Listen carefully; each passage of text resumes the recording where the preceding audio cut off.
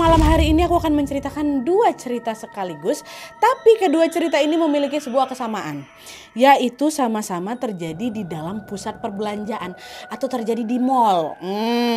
Kisah pertama adalah tentang teror mistis yang terjadi di sebuah toko baju terkenal. Lalu cerita kedua tentang teror penampakan di sebuah toko sepatu terkenal juga. Hai, wassalamualaikum warahmatullahi wabarakatuh. Terima kasih sudah klik video ini. Oke, jadi malam Jumat ini seperti biasa aku akan melanjutkan lagi untuk menceritakan kisah horor Wawa yang pada malam ini sudah masuk part 182. Udah banyak rupanya koleksi KW kita ya. Nah, jadi Wak, pada malam hari ini aku akan menceritakan dua cerita sekaligus, tapi kedua cerita ini memiliki sebuah kesamaan, yaitu sama-sama terjadi di dalam pusat perbelanjaan atau terjadi di mall. Nah, kisah pertama adalah tentang teror mistis yang terjadi di sebuah toko baju terkenal. Lalu cerita kedua tentang teror penampakan di sebuah toko sepatu terkenal juga. Nah, penasaran dengan kisah teror mereka berdua? Jadi tanpa berlama-lama kita langsung masuk aja ke apanya ya. Cekeran. Tapi tunggu sebentar, Wak. Sebelum aku masuk ke kisahnya, aku mau sampaikan satu informasi penting nih buat Wawa-wawa kesayangan aku semua. Karena di sini aku pengen makin deket dan sharing lebih banyak dengan kalian. Aku mau mengundang kalian untuk bergabung di YouTube membership Nadia Omara. Dengan menjadi YouTube memberku setiap bulannya, Wak, kalian akan mendapatkan pertama, tambahan satu konten eksklusif dengan experience baru yang tidak biasa. Terus ada kalanya juga nih, konten eksklusif ini bisa menjadi tempat aku dan tim bisa lebih bebas berekspresi lagi, tanda kutip, dan juga menyampaikan informasi detail yang tidak bisa kami sampaikan di konten-konten biasanya. Dan selain itu kalian juga akan mendapatkan badges khusus di samping nama akun YouTube kalian. Dan juga nantinya kalian bisa saling komen dengan berbagai emoji khusus khas Nadia Omara Channel. Tapi ini nggak ada paksaan, Wak, ya, buat kalian yang mau-mau aja. Cara bergabungnya juga gampang sekali, Wak. Kalian tinggal langsung masuk ke halaman channel YouTube Nadia Omara, lalu klik tombol join atau gabung. Dan kalau sudah, kalian tinggal langsung melakukan pembayaran melalui dompet digital yang kalian punya. Udah selesai. Selamat bergabung dan selamat menikmati konten eksklusif dari kami di YouTube membership Nadia Omara. Kita tunggu kalian di room members only ya.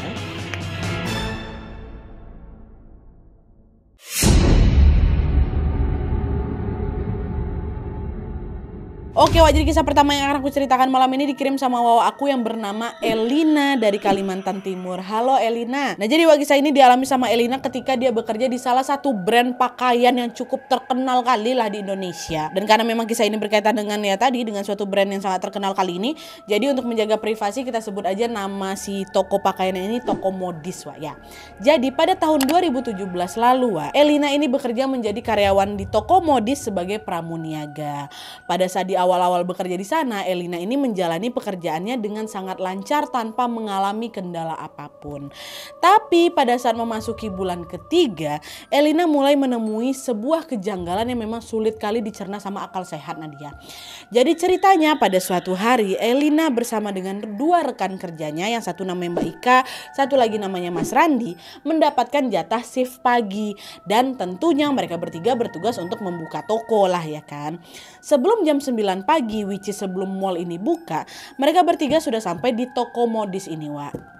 Pada saat itu mereka pun langsung membuka rolling door sembari menyalakan lampu, ya kan. Nah, pada saat lampu ini dinyalakan, Wak, mereka dikejutkan dengan adanya beberapa jejak telapak kaki di lantai.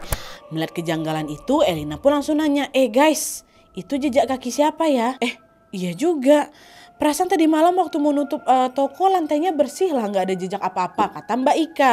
Nah, tepat setelah mendengar jawaban mereka bertiga pun berlarilah keluar toko dengan tergesa-gesa, panik nih. Kenapa? Karena mereka khawatir ada maling yang lagi sembunyi di dalam toko modis itu, Wak. Dan untuk membuktikan asumsi tersebut, akhirnya si laki-laki nih, Mas Randy, pun berteriaklah dari luar toko, "Woi, ada orang nggak di dalam? Ada siapa nih di dalam? Karena memang betulan ada jejak kaki, pasti ada orang lah di dalam kan." Mas Randi pun teruslah mengulang-ulang pertanyaan itu, tapi mereka tidak mendengar ada jawaban sama sekali dari dalam, Wak. Dan karena nggak ada satupun orang yang menyahut, Mas Randi pun akhirnya ngeceklah ke gudang-gudang yang memang ada di dalam toko modis itu.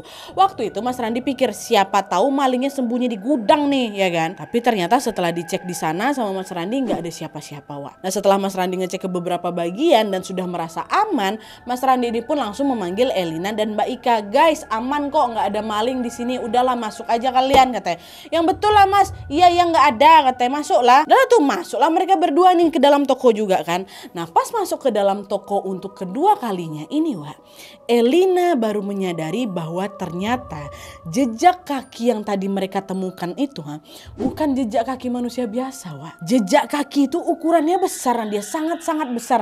Sekitar 2 kali telapak kaki manusia normal. Dan yang lebih mengherankan lagi Wak, jejak kaki itu semuanya merupakan jejak kaki kanan aja, tanpa ada jejak kaki kiri sama sekali. Jadi tek bagian kanannya aja. Jadi dia tuh macam jalan pakai kaki kanan aja. Kayak gitulah Wak. Kok kaki kanannya aja ya Mbak? Melihat keanehan itu udah gak bisa pikir positif lagi lah kami Nadia. Kami langsung berpikir negatif semuanya. Mana ada kaki manusia sebesar ini? Ini jangan-jangan bukan kaki manusia nih. Dan untuk memastikan asumsi tersebut, mereka pun pergilah ke ruangan security buat mengecek rekaman CCTV. Ya, dan ternyata Wak, rekaman CCTV itu sama sekali tidak merekam adanya seseorang yang masuk ke toko pada malam itu. Nggak ada. Tahu-tahu pagi udah ada tapak aja gitu. Dan dari situlah mereka bertiga langsung berpikiran bahwa jejak kaki itu merupakan jejak kaki hantu. Tapi meskipun demikian mereka bertiga berusaha untuk melupakan kejadian tersebut dan kembali bekerja seperti biasa. Udahlah nggak apa-apa, lagian cuma jejak kaki aja. Selama dia nggak ganggu kita ya udahlah biarin aja. Toh kita juga rame-rame di sini kan, kita sama-sama nyari duit. Nggak bisa kita main keluar aja di sini nih. Begitulah pikiran mereka bertiga. Nah tapi Wak, sayangnya semakin kami lupakan Nadia, teror jejak kaki itu justru semakin menjadi-jadi ini. Dimana pada suatu pagi Elina kembali mendapatkan shift pagi nih Wak, sama sama Mas Reni sama Mbak Ika lagi ya kan. Hampir sama seperti kejadian sebelumnya Wak, ketika lampu dinyalakan mereka lagi-lagi dibuat terkejut ketika menemukan ada beberapa jejak kaki kanan yang menempel di lantai kan. Nengok lagi, tapi bedanya Wak, jejak kaki kali ini tuh gak cuma di lantai aja ternyata, tapi ada juga dia nempel di tembok, tas, nempel juga di plafon. Jadi kaki itu seolah-olah sedang ngerangkak dari lantai menuju ke dinding, habis itu dia ke plafon gitu loh, ke atap. Dan itu kaki kanan semua ya. Dan yang lebih mengejutkan lagi, bayangkan sama kalian ya, Elina ini juga menemukan ada sebuah jejak tangan kanan yang berukuran sangat besar. Jadi ternyata nggak cuma kaki kanan aja Wak, tangan kanan pun ada. Kalian bisa bayangin kalau memang makhluk itu berjalan tuh kayak mana? Tuh kayak gini dia kan. Dari sana Elina langsung membersihkan semua jejak itu dengan menggunakan kain pel. Tapi kalian tahu jejak tangan dan kaki tersebut ternyata nggak bisa hilang Nat. Yang pertama bisa tuh langsung hilang, yang kedua nih nggak mau hilang. Panik lah si Elina, dia pun langsung memutuskan untuk manggilkan petugas cleaning service nih. Mungkin pembersih kita nih yang kurang bagus gitu kan, mungkin harus dibersihkan dengan cairan khusus. Panggil lah ya yang tadi tuh kan petugas cleaning service nih. Nggak berselang lama datanglah memang Wak seorang ibu-ibu cleaning service yang ditugaskan untuk mengepel lantai atas laporannya si Elina. Nah tapi Wak, ketika si ibu ini masuk ke dalam toko dan melihat si tapak jejak ini, dia nampak kayak kaget kali.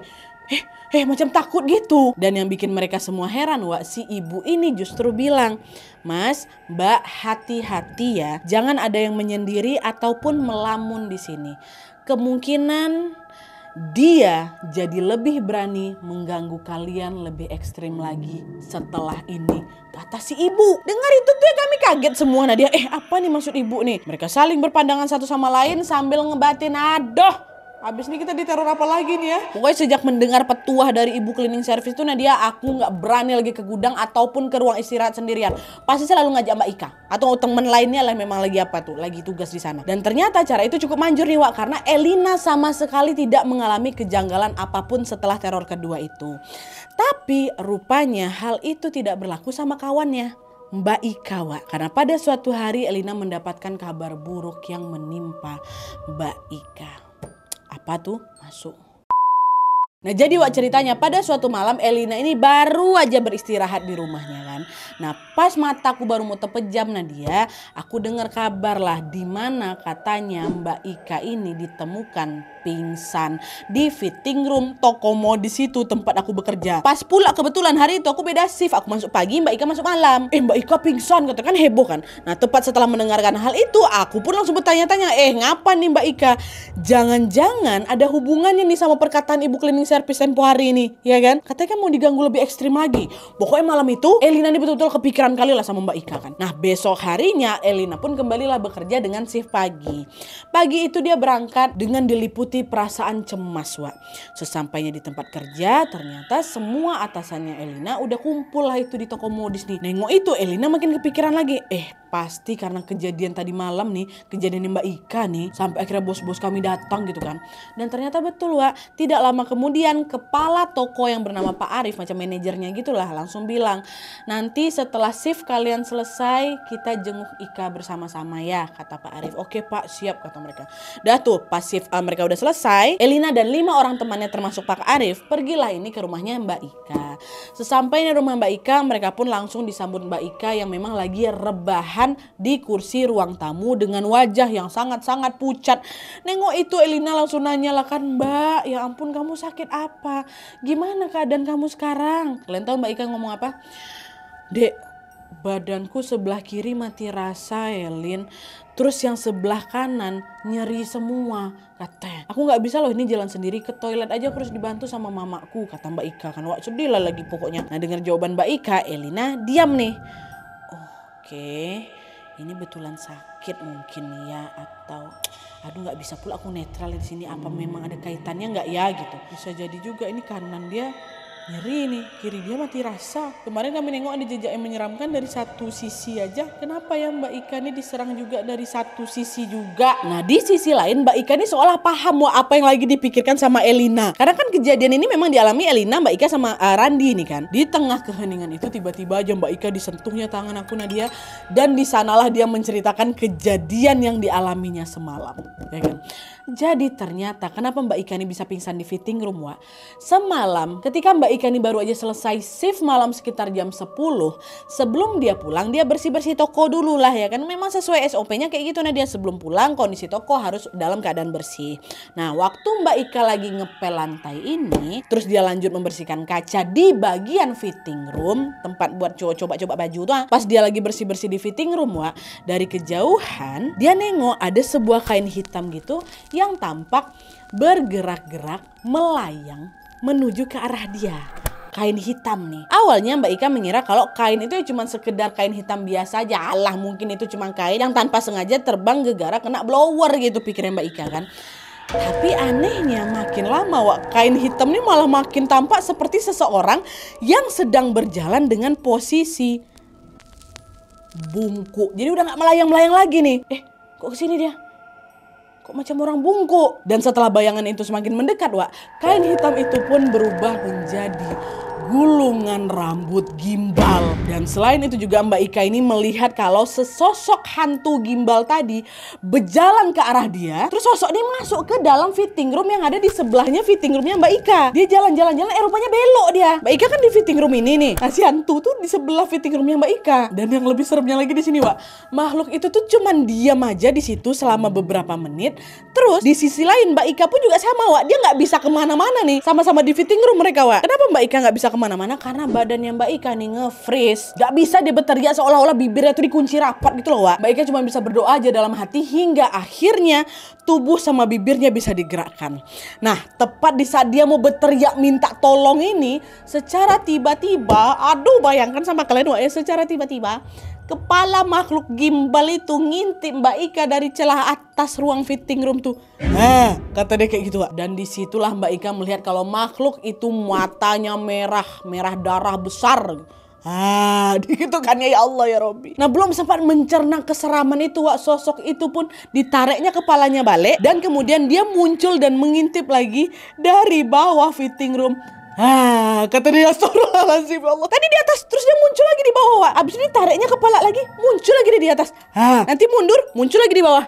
Gitu terus. Macam lagi main ciluk bah gitu loh, Wak. Tapi dari atas sama bawah dan mukanya seseram itu. Bayangkan kalian kalau misalnya kalian di posisi Mbak Ika tuh gimana? Bandel dia lain, Wak. Apalah tuh kalau apa nggak langsung pingsan Mbak Ika tuh. Dan pada saat itu juga lah Mbak Ika mencium ada sebuah bau gosong yang sangat-sangat menyengat dari si kepala makhluk itu. Wak. Saking nggak tahannya, disitulah Mbak Ika tuh langsung pingsan, nggak sadar diri. Cuman nggak pingsan itu yang ditengok dia Wak. Dan pada saat menceritakan itu dia pun sambil tenangis terseduh-seduh saking masih traumanya kali itu. Itu kami dengar tuh semua berlima-lima tuh. Dan di sisi lain setelah mendengar cerita itu, Elina pun langsung ngebatin. Awalnya teror kaki, memang sekarang teror penampakan. Ya Allah, janganlah sampai besok giliran aku pula yang diganggu nih. Macam sesuai gitu loh dengan kata-kata si ibu tadi tuh, ibu cleaning service tuh, nanti dia akan ganggu lebih ekstrim lagi. Betul Mbak Ika yang kena. Tapi udahlah, singkat cerita pada saat itu Elina pun berpamitan pulang ke rumahnya. Sesampainya di rumah, Elina ceritalah itu kan semua gangguan yang dialami ke orang tuanya. Dan setelah mendengar cerita dari Elina, bapaknya pun langsung bilang, ya sudah Ndok, kamu cari kerja di tempat lain aja daripada kamu nanti kenapa-napa pula di sana. Cepat keluar dari toko modis tuh ya nak ya, kata bapaknya. Iya Pak, mau aku resign dia. Dan memang betul pada bulan itu Elina pun langsung menuruti perintah bapaknya untuk resign. Dan tidak lama setelah dia resign, giliran Mbak Ika juga berhenti bekerja dari situ. Diikuti oleh beberapa teman-teman yang lain, gak cuma mereka berdua aja. Karena memang entah kenapa pada saat itu satu persatu teman-temannya Elina yang bekerja di toko modis itu merasa tidak betah bekerja di situ.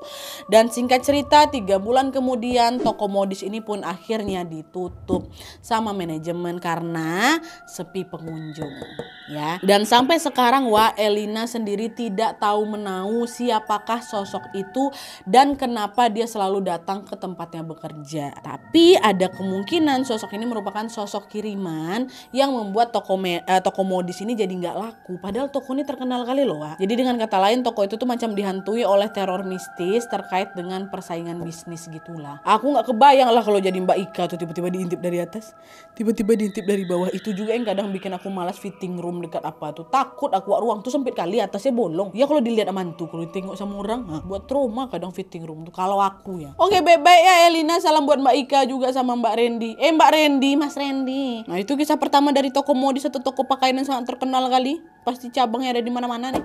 Sekarang kita masuk ke toko sepatu. Ini lebih seram lagi nih.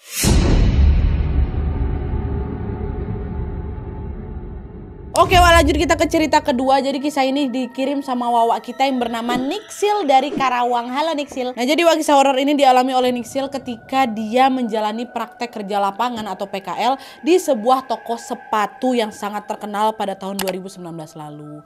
Pada saat itu Niksil PKL bersama ketiga temannya yang bernama Sora, Hansa, Vivi. Ya, selama 3 bulan pertama Niksil dan teman-temannya sama sekali tidak mengalami kejanggalan apapun di toko sepatu itu. Mereka bekerja melayani pelanggan yang datang seperti biasanya.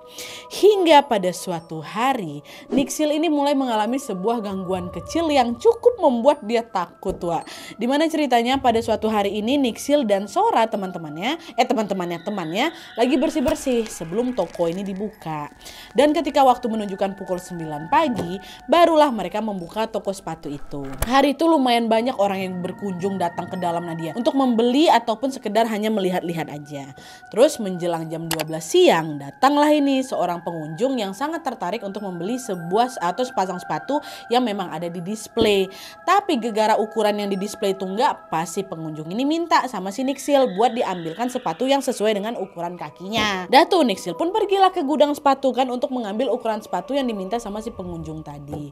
Dan seperti biasa Niksil ngajaklah kawannya si Sora ini. Sora, anterin aku ke gudang yuk, mau nyari sepatu Nich, kata dia. Sorry Niksil, aku lagi banyak kerjaan, udah aku pergi aja lah sendiri, kata si Sora. Ya udahlah nggak apa-apa katanya. Biasanya kami pergi berdua terus dengan dia. Akhirnya ya udah Niksil pun pergilah ke gudang ini sendirian.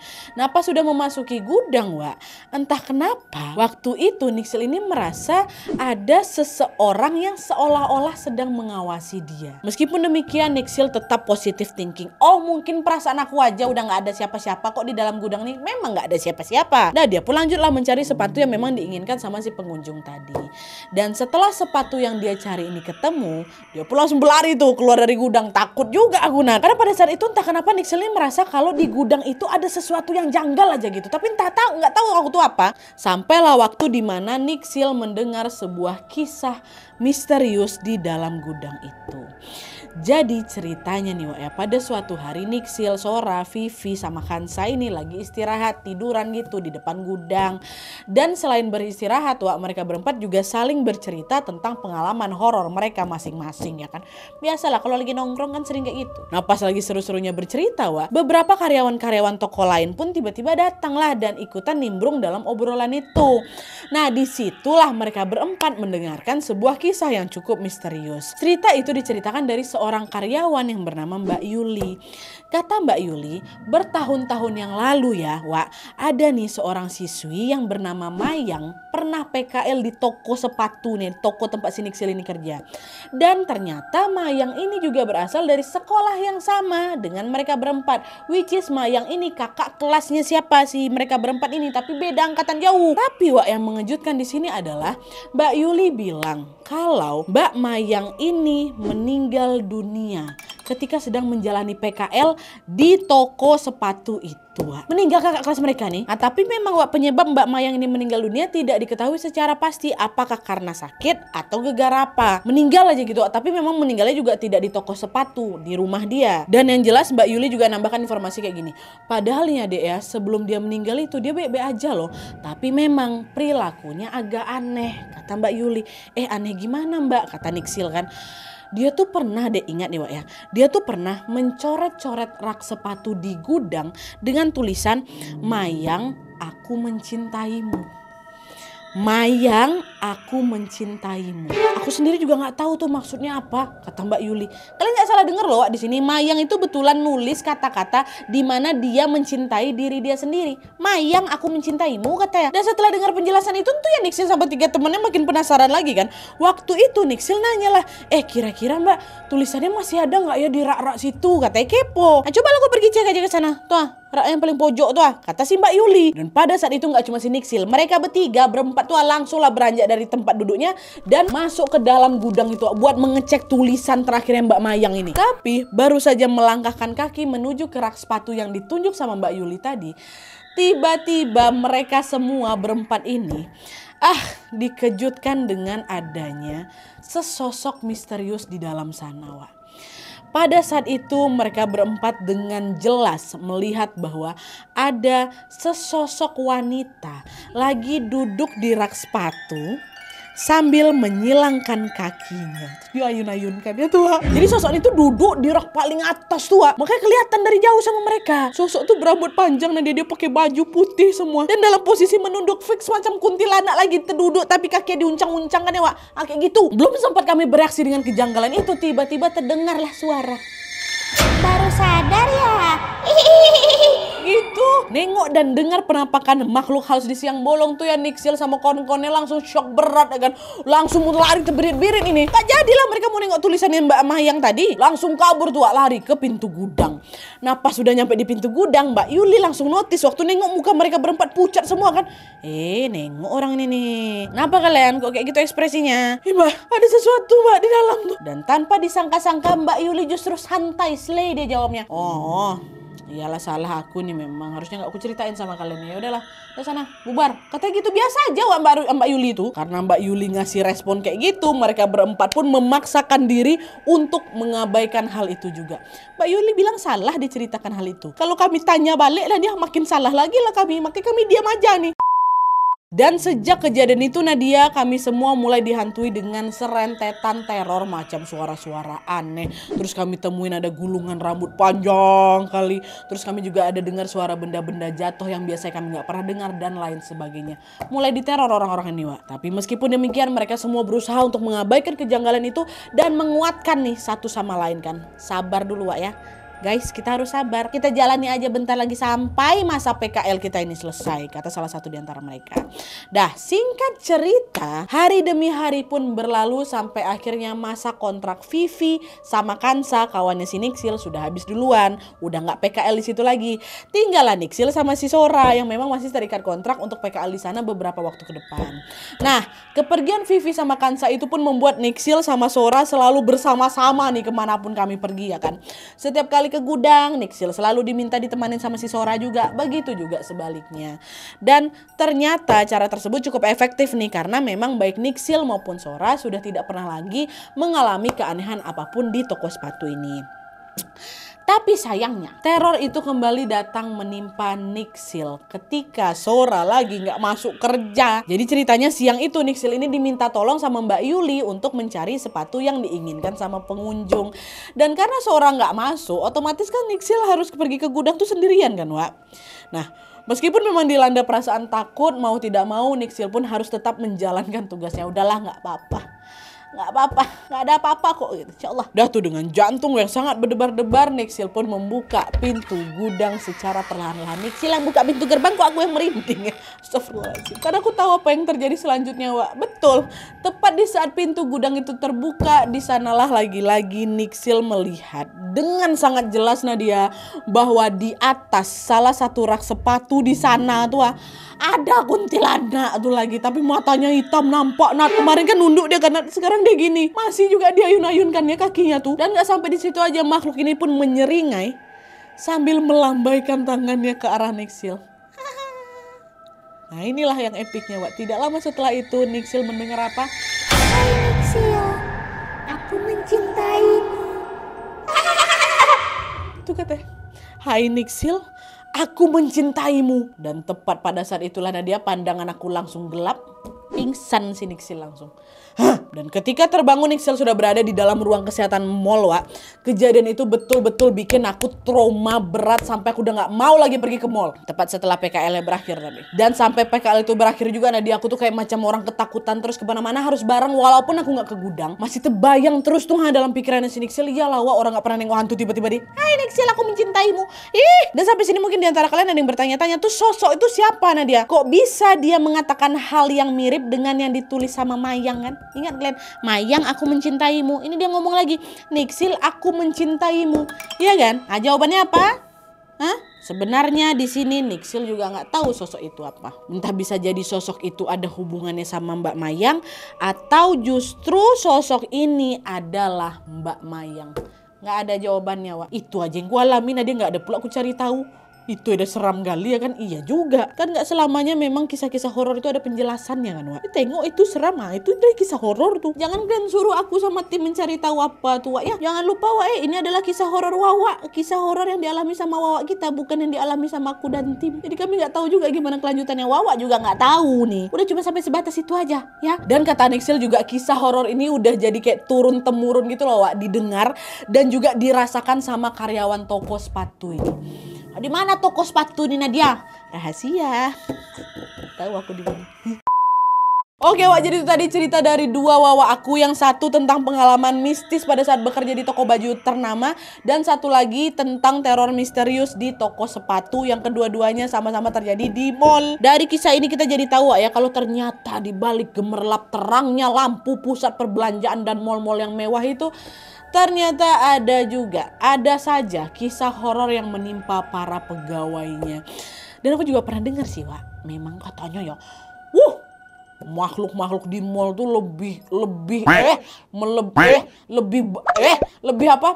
banyak lagi dibanding yang katanya ada di pasar-pasar, yang lebih banyak di mall. Itulah makanya cobaan di mall gitu tuh banyak kali kan. Katanya gitu. Katanya, nggak usah kalian dengar kali, katanya. Oke, Wak, jadi sekian dulu videonya. Terima kasih banyak yang sudah menonton. Kalau kalian suka video ini, klik like-nya. Jangan lupa komen di bawah untuk ide dan saran-saran untuk video selanjutnya. Jangan lupa nyalain notifikasinya supaya kalian tahu kalau aku upload video baru. And as always, jangan lupa untuk klik tombol subscribe supaya kalian sama-sama tahu informasi menarik dan menegangkan dari channel aku. See you next video, Wak. Sorry, bye.